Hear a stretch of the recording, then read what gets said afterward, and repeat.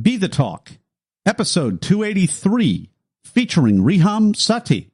Welcome to Be the Talk. We go behind the talk 7 days a week for tips and techniques to help you change the world. I'm Nathan Eckel, and a talker myself. I'm interviewing others who change the world with their talk. You can too, even if you've never given a talk before. Let's get started with today's show. We are live with Riham Satti. Riham, are you ready to talk? Ready as ever. Riham Satti is a speaker, multi-award-winning business leader, and entrepreneur. Her main interests lie in leveraging technology to unleash human potential and human intelligence. Riham holds 2 postgraduate degrees in clinical neuroscience from the University of Oxford over in England. Riham, welcome to the talk. Thank you. Thanks for having me. Your talk is called The Cyborg Brain, and it was really fascinating because it was almost like a murder mystery kind of feel. You really set us up on the narrative. And frankly, I mean, just to kind of fast forward past some of that initial stuff, you talk about really not artificial intelligence, but augmented intelligence in the ways that we can program systems and intelligences so that we can work together. And then you, for those of us that's kind of still a new idea, you talk about Stephen Hawking, who was very disabled, but also able to cooperate with technology to get stuff done, and so many other applications that we're seeing today. So please take us behind the talk. So the talk was around how do we use augmented intelligence to optimize decision making. And the classic case is, what's the difference between artificial intelligence and augmented intelligence? And there's a big race at the moment of machines taking over jobs and, automating us. And it really has become this race of man versus machine, in other words. And my view is it shouldn't necessarily have to be like that. We're good at some things. Machines are good at others. Together, that's much more optimal. An integrated form of intelligence, or one versus the other. So augmented intelligence is all about machines plus humans, as opposed to machines versus humans. And that's what the talk is all about. Well, and so what a great, simple way of reframing that. So instead of it man versus machines, it's man plus machine to get things done. So who are some of the people that you see, in addition to Stephen Hawking, that are really doing this that we might be able to recognize? There's lots of cases. So, for example, medical cases, you'll see pacemakers is a classic example. Pacemakers are many people have them, use them, and we're not being replaced. It's just helping you pump your heart better. Or even Google, the fact that we use our phones at the moment is not replacing us. We're just using our phone and a touch screen to actually be able to gain more knowledge and experience. And it's in all sectors. And a lot of the technology that we see at the moment is much more about augmenting, about helping us make better choices, as opposed to taking jobs, etc. And I think that's what it's all about. And you'll see it in companies, on Google or Microsoft and many other companies and organizations. Steve Jobs with Apple, and about user interface and user experience, all the way to what we do in our company around how do we optimize HR. So it's across the kind of peripheral of different angles and areas. Last week I interviewed a gentleman who created a bot to search. Since you mentioned HR, he searched all of the job applications and the keywords and all of that, and it generated a cover letter for him and sent it all out. And the whole point of what he did was that he got 0 responses from that. Thousands of auto-generated, brilliant cover letters, but nobody in HR apparently reads cover letters. And it was all about, despite the automation, it's actually created even more of a gate, of a wall. And it takes people to know people to be able to land, high level or even management level jobs. It takes the same kind of human people intelligence. So I'd love to hear your take on that, since you mentioned HR And what's a good, for everyone listening, what's a good way to pivot and maneuver so that we can take advantage and be on the long end of the stick instead of the short end of the stick as these changes are happening? Yeah, no. So an example is okay. So usually in the HR world, the classic example of what happens is an employer will write a job spec, post it out, get all the applicants and review those, right? And interview someone, and hopefully they get selected or accepted. And that's usually what the HR process and protocols are like. Now, there are so many parts of that process that can be optimized to give employers or recruiters more chance or opportunity to focus in other areas, such as interviewing people, which is much more of a cultural personality fit. So you can use algorithms to be able to do the sifting process for you, right? Doesn't mean that we're replacing recruiters or employers. It just means that you're given a short list to be able to go, okay, these are the people I'm interested in reviewing. What you could do is use technology to be able to sift through CVs, go from tens of thousands of CVs to the top 10 instantly. And doesn't mean that we're replacing people. It just means that we're giving a chance for employers and recruiters to do other things. And there are other sectors that we can apply that in, not just in HR, but in medicine and engineering and fintech, etc. Okay, so the paradigm again, instead of man versus machine. Okay, I wanna smack these railroad tiles in by hand because that's how I make my money. Versus this jackhammer thing. Oh my God, there's this whole American fable. I don't think it was it might have been semi-true, but we have this whole thing in our mind. But your paradigm is man plus machine working together, and you've got all these curriculum vitae. You've got the poor HR person has to sift through 5,000 of these for one job, that pays $100,000 a year. How are they going to do that? And the technology allows them to only have to sift through 30, and a machine can do all of that. So how do we write for the machine or how do we write for the human? I mean, how do we become one of the 30 or actually the one that gets the job? Since you're talking HR, how do you get the job? That's really the question. Good question. So there's different ways you can, in terms of HR and optimizing, how do we get that job? And it goes down to the very basic, only apply for the jobs that you really, really want to do. Also tailoring your CV to that job. And I think that sounds like a very, very basic thing to do, but it's really, really important, in the HR world, because there are lots of competition and lots of other people applying for a role. It's really important that you read what's on the website about the information about the company, and you tailor your CV to be able to adapt to that and not just have one standard template. Being able to, spelling mistakes is a classic other thing.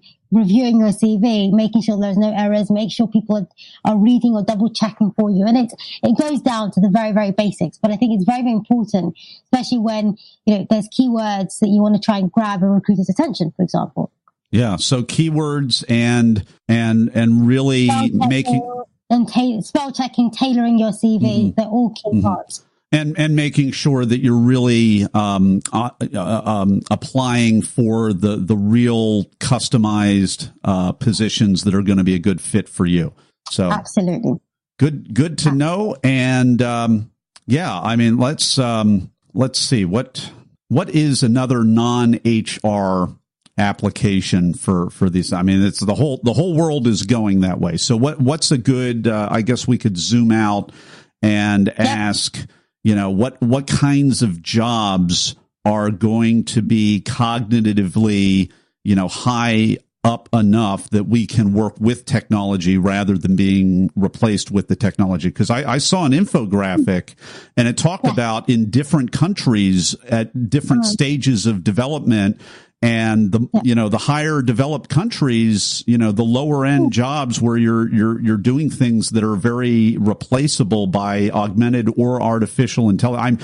I'm kind of twisting a little bit your definition here, but that there is going to be a fallout. So I want to talk about the fallout and again, aligning ourselves high enough on the ladder so that even if you have kind of a basic job, maybe you're a barista right now and, machine could make the coffee just as well.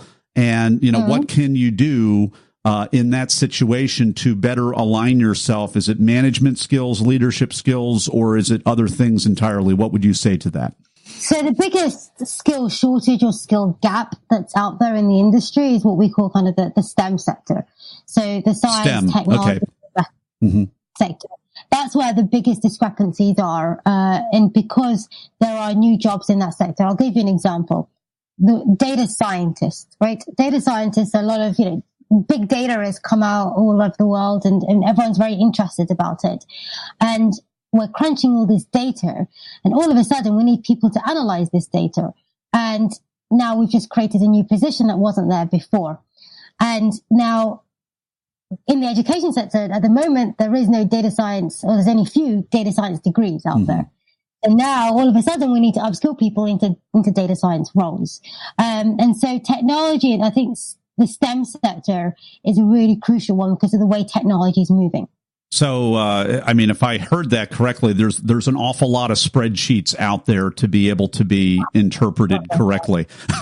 That's basically what I heard. A lot of spreadsheets. I have a lot of data, a lot of programming, a lot of mathematics, statistics, tons of that. So my listeners are thrilled to hear that. There could be a lot of spreadsheets. But you know what? I mean, isn't that another thing? Just to be able to not just make sense of it, to analyze it, but then to be able to humanly communicate and simplify it without falling into all the little either or fallacies that we see in politics and everything else, to become a trusted voice in authentically interpreting and communicating what all of that stuff means. Is that a fair thing to say?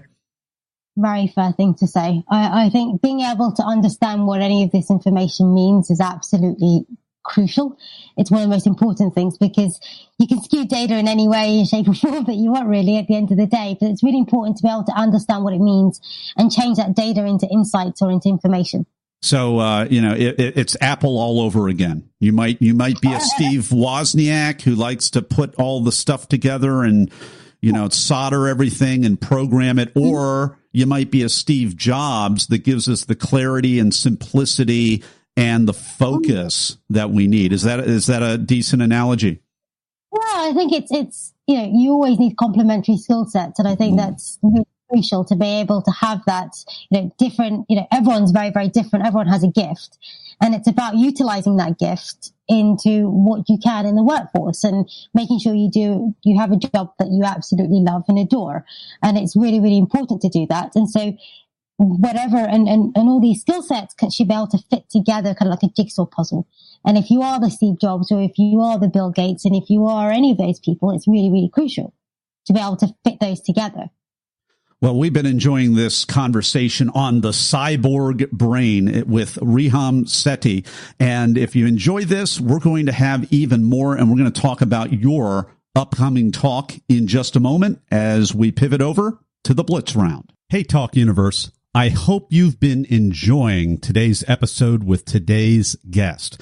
But you know what? Many people want more than that. Many people that listen to Be the Talk actually want to give a talk. And if that's you, you're not alone. Listen to the rest of this podcast. At the end, I'll have a free resource for you just for listening. And it's time for the Blitz Round with Riham Satti. Riham, are you ready to answer a series of either or questions related to the preparation and performance of your talk? Bring it on. Let's do it. All right. First off, were you invited to speak or did you apply? I'd say more invited to speak. Are you a memorizer, improviser, or a blender? Blender. How does that serve you? Well, in the talk, or for the TED Talk, I had to be the memorizer, the classic memorizer. Usually in the day-to-day life, it's usually the blend of things, especially running your own company. You need to be able to maneuver and improvise. So you have to be able to adjust to whatever situations. Okay, so actually more for this talk, it was more the memorizer piece. And you've, was that, that's not the normal thing that you do, but I mean, how did you go about doing that and, executing it? So I spent the day kind of writing up the speech and just going over it over and over again. And there was one tricky part of the speech was the number associated in the talk. I had to make sure I remembered that number. Remember, out. Yeah. Well, and I could do a spoiler alert, but I'm not going to do that. I've figured it out. You have to watch the talk. You can't listen to the talk and do something else, which was the problem that I did when I was reviewing your talk. I actually listened to it. I was doing something else, and when I came back, I got it. So that hopefully that's a little bit of a sticky Easter egg for everybody out there. Riham, what's a tip, tool, or technique that helped you? I always wanted to do a TED Talk, and it was always on my bucket list. And I always made sure that I'd listen to other speakers. I tried to kind of see if there was a pattern. Being a mathematical kind of person, see if there is any kind of strategy or pattern that you can adapt into your own speech. And I just listening to other people and being able to learn from that and how they presented and how they spoke and how they structured their TED Talks has helped enormously. Yeah, so reverse engineering is a great way. Find the ones that work great, find the ones that didn't work great. And that's part of what Be the Talk is all about. We want to reverse engineer what worked for you and what could work for you. Riham, were you an opener, were you a closer, or were you in between? I would say in between. I think because the structure of the talk is so different, you had to be able to do both, being able to start off that way and finish it off that way. So in between, I would say. Last question. What was the most unexpected, strange, or just plain weird thing that happened during or right before your talk? Ooh, I would say the strangest thing during the talk, I was again probably trying to make sure I remember the numbers with the clicker situation. I know you kind of briefly touched on the kind of the clicker, being able to synchronize the same time that I was saying numbers or slides was very, very tricky to do because the slides would move and they would maneuver as well. And I had to make sure it was aligned perfectly. So that's probably the strangest thing that I've had to experience. That's actually a great way to engineer your speech. That is a very important skill to be able to practice the clicker and the delivery and the landing. If you went to see a stand-up comic and they didn't have that sense of timing, it wouldn't be very funny. And hopefully you'd have some tomatoes on the table that you could toss, because it's that important, especially with the kind of talk that Riham has as well. Well, we've been enjoying this Blitz round with Riham Satti. Her talk is called The Cyborg Brain. And if you want to find out more, if you want to watch that talk, see the little surprise at the end, you can go to our show notes page at BeTheTalk.com. We'll have a link, and we'll have a link to Riham's website. It's mevita.com. And I'm going to spell that because it sounds different. Me, Vita, VITAE.com. I think it's a play on Curriculum Vita. I'm getting the nod right there. So, Mevita, MEVITAE.com. And we'll be right back in just a moment with Riham Satti's final word of advice for Talk Universe. Hey, Talk Universe. I hope you enjoyed today's episode. And if you want to give the talk to change the world, but you don't know how or even where to start, no problem at all. Go to BeTheTalk.com/get accepted for my new 5-day email course that'll show you how. Absolutely free.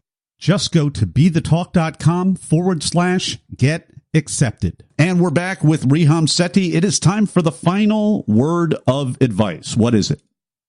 Just go for it. It's the simple classic word of advice to me. Just go for it. Whatever you want to do, whatever, if it's a TED Talk, if it's a presentation, don't worry and just don't overthink and just go for it. Go for it, Talk Universe. Riham Satti, thank you so much for coming on the talk today and sharing your wisdom with Talk Universe. Thank you very much for having me. Thanks for listening to Be the Talk. For tips and resources to help you change the world, go to BeTheTalk.com. See you tomorrow.